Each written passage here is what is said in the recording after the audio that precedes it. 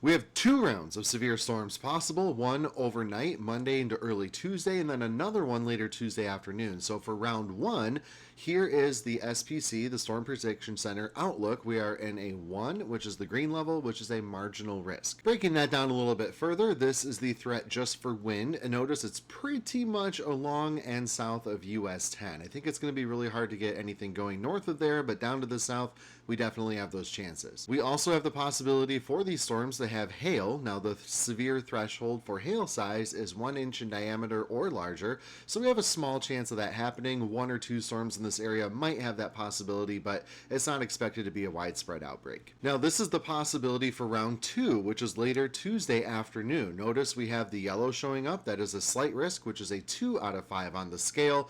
That actually goes all the way up to about US 10 as well, where the marginal risk, the 1 out of 5, which is the green, goes all the way up into the upper peninsula through the straits. Now that includes the whole lower peninsula as well, so we'll have to be a little more vigilant later on Tuesday afternoon. This is the tornado specific threat later on Tuesday afternoon, and yes, it's there and we're in the hatch. Now what this means is there's a very low possibility of a tornado, but if we get the right conditions, which are present, some of those isolated tornadoes that do develop do have the possibility to be a little bit on the stronger side. So what this is saying is if we get 1 or 2 tornadoes, there's a small chance that those might be on the stronger side.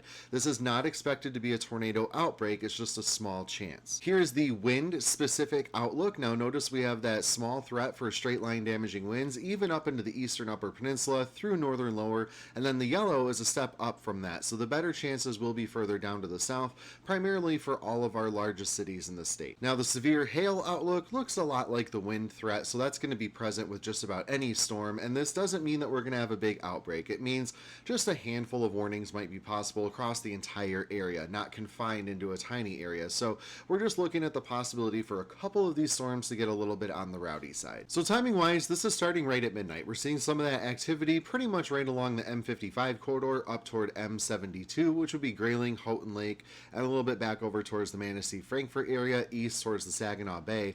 Going forward into time, this is 2 o'clock in the morning now. You can see those individual cells maybe getting a little bit rowdy. Expect a lot of lightning, some thunder, and the possibility for torrential downpours as well. But right here, I want to point out Kalamazoo specifically. At about 4 o'clock in the morning, this model is picking up on some of those Boeing segments that we could be seeing. So that is a conditional wind threat right there. Really depends on if they form, but we could have damaging winds, especially in southwest Michigan. By 6 o'clock in the morning right here, that threat's over toward the east side, and then it moves out quickly.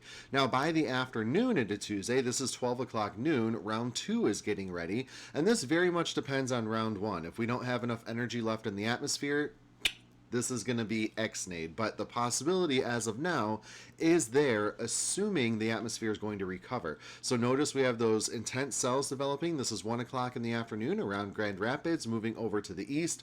2 o'clock in the afternoon, anywhere from the Tri-Cities, the Flint, Lansing, Grand Rapids, maybe Kalamazoo again.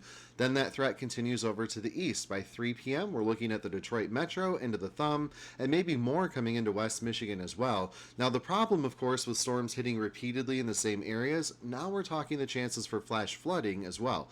This is 6 p.m. We still have heavy showers and storms, if not severe, pretty much along and south of I-96 and I-69, and that threat slowly moves south into the evening. This is 11 p.m. and then midnight right here into early Wednesday morning before things finally start to clear out. Notice even a little bit of snow in the